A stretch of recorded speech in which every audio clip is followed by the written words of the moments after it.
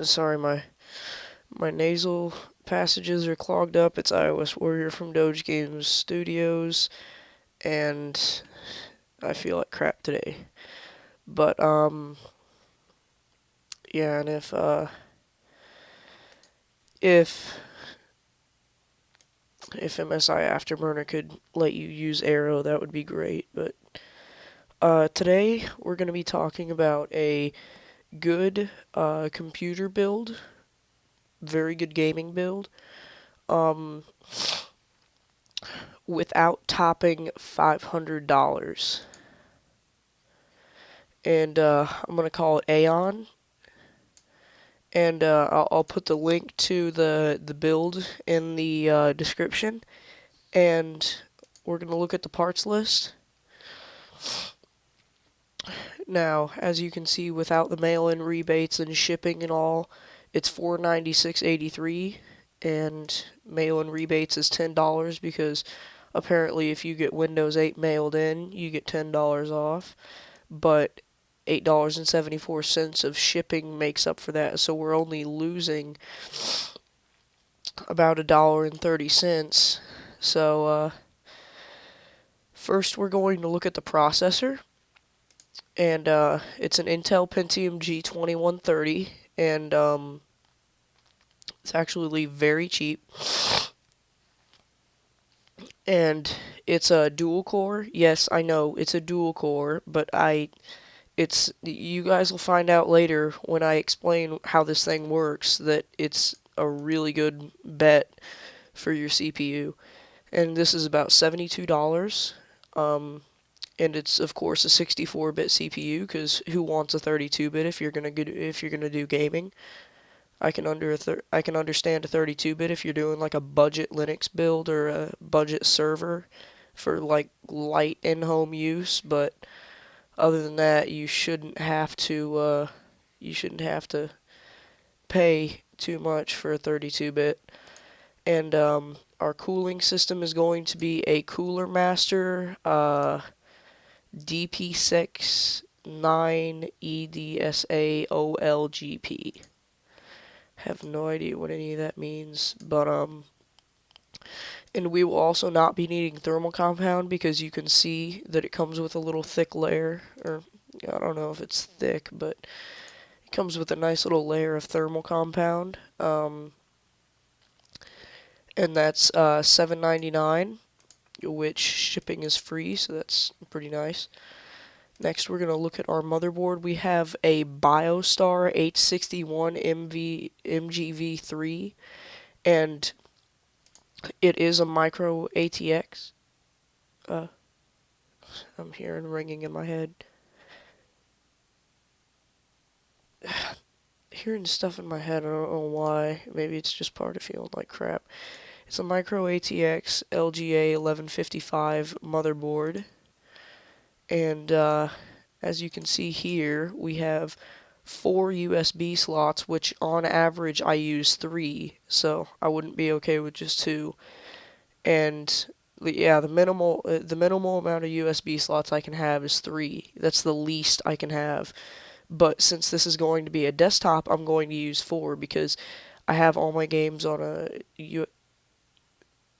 keep freaking hearing stuff in my head. I have all my games on a USB 3 external hard drive.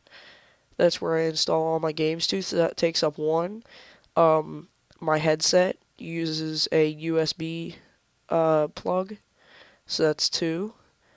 My mouse uses 1, and my keyboard uses 1, so if it's a desktop, it's going to use all 4.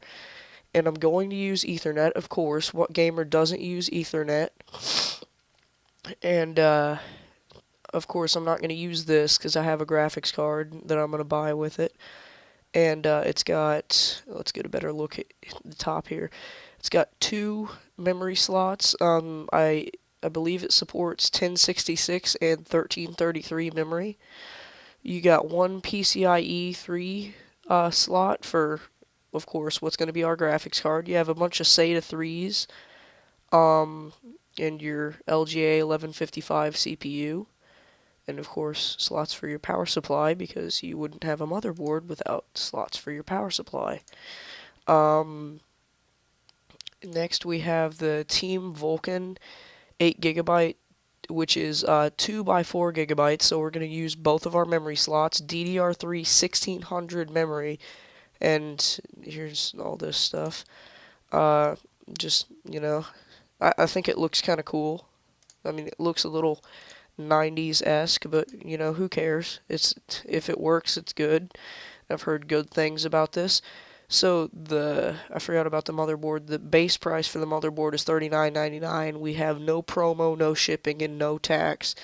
So that's $39.99 from MWave. The RAM, no promo, free shipping, and no tax. So that keeps it at $64.99. And next, my voice is fluctuating really badly. Next, we're going to be looking at our internal hard drive, which is a 3.5-inch 5900 RPM, 250 gigabytes from the Seagate Pipeline series.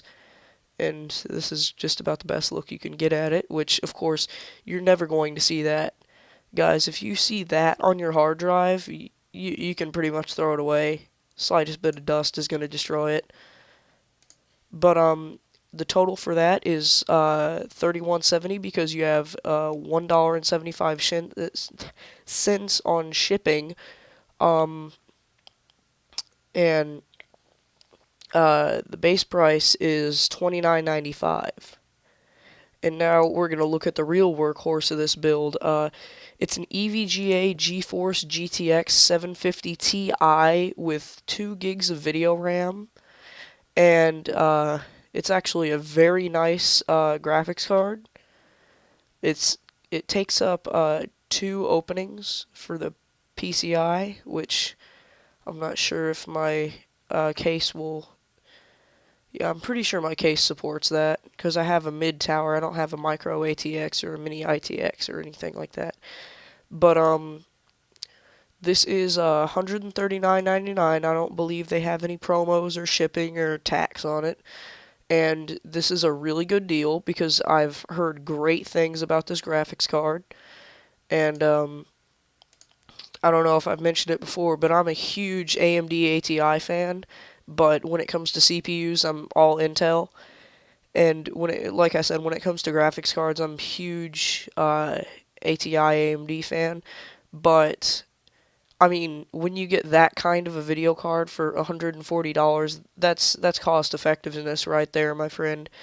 Um, and next we have our Diablotech CPA 0170, which is an ATX mid tower with a 400-watt power supply that comes with it. And you can see this is where I'll plug in my headset, and I mean, it looks like we're gonna have 6 USB slots, so we should be pretty good to go. The base price is $29.99 from Micro Center, and there's no promo, no shipping, and no tax on that, so that's $29.99. But the problem is finding a Micro Center that keeps it in stock, or I swear to God, I'm hearing stuff. Or ordering online without it being out. And next we have our optical drive, and this is the Samsung SH224DB BEBE, and that's just a little glimpse at it. It actually looks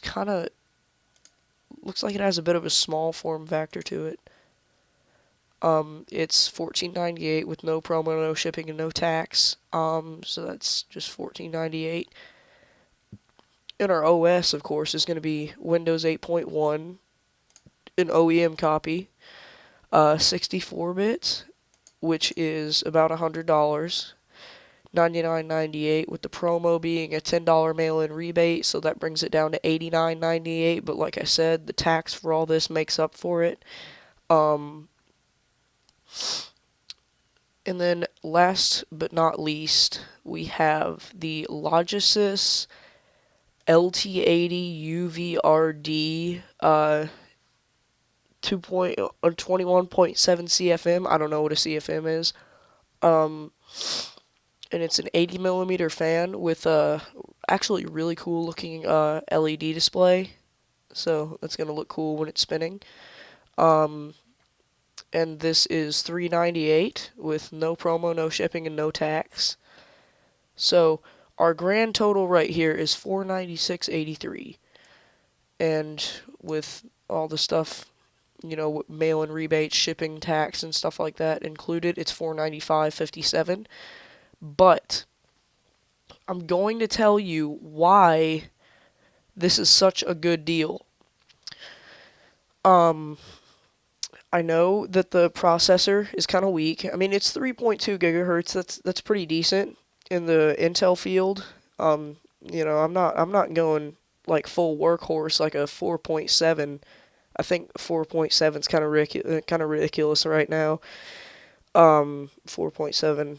Anything above 4, I would probably wait 10 to 20 years for when we actually need it and it's actually average.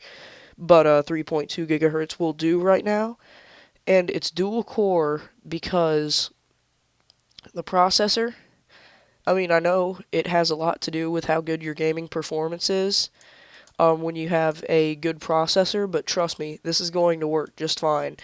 I read online, I got most of these parts off of a list on GameSpot.com and the topic of the post was, can we build a gaming PC for console budget?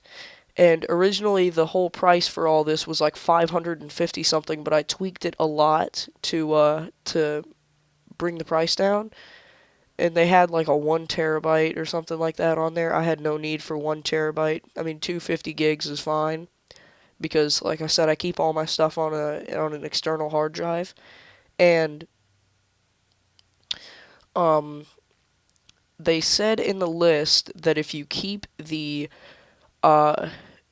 originally had 4 gigs of RAM, which was 2 by 2 gigs. And I upgraded that because I had room to without topping 500.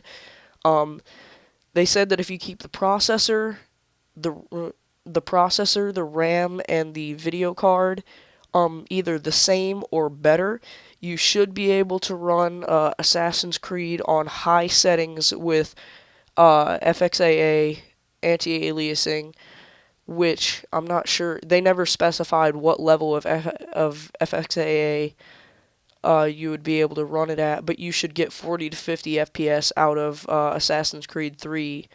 I don't know if I said Skyrim or not, but you should be able to get 40 to 50 FPS out of Assassin's Creed 3 on high settings with FXAA with this build. And to be quite honest, I really never use FXAA or what was the other one? There was like anti-aliasing, and then there was anti-aliasing, and then some other thing. There was FXAA and something else. MSAA. I can't remember what the... Alright, good. Anisotropic filtering. I never use anisotropic filtering, and I'm not sure if I'm saying that right, but anisotropic. I'm not sure how I'm supposed to say that. And so, yeah. Assassin's Creed 3, 40 to 50 FPS. I think that's a really good deal. And considering how comparatively heavyweight Assassin's Creed 3 is to most of the games that I play, because I play mainly I play stuff like Left 4 Dead, Counter-Strike Global Offensive, Dead Space 2 I'm really liking. I play a lot of Half-Life, a lot of Garry's Mod. Almost all the Valve games I play, and with how comparatively heavy weight the Assassin's Creed 3 is to run on your machine, and you compare that to, something like, Counter-Strike Global Offensive, you should be able to max out your settings on CSGO and get at least 45 FPS, at least. And no matter how good of a computer I've got, I never max out my settings on CSGO. I just change the textures and the quality of the models and characters and stuff like that. I never mess around with an ISO or anti-aliasing. I just don't think it's worth it. But I mean, it was pretty good. So, I'd imagine with CSGO on the settings that I typically tend to use, you could probably get 60 to, 100 FPS out of this. And I have a 60 hertz refresh rate monitor, which, I mean, a bit of a problem, but with 60 hertz I could deal. That's pretty decent. But yeah, I will see you guys next time, and I hope you guys enjoyed this PC build. I plan on selling my computer and getting the money to build this, and I will see you guys next time.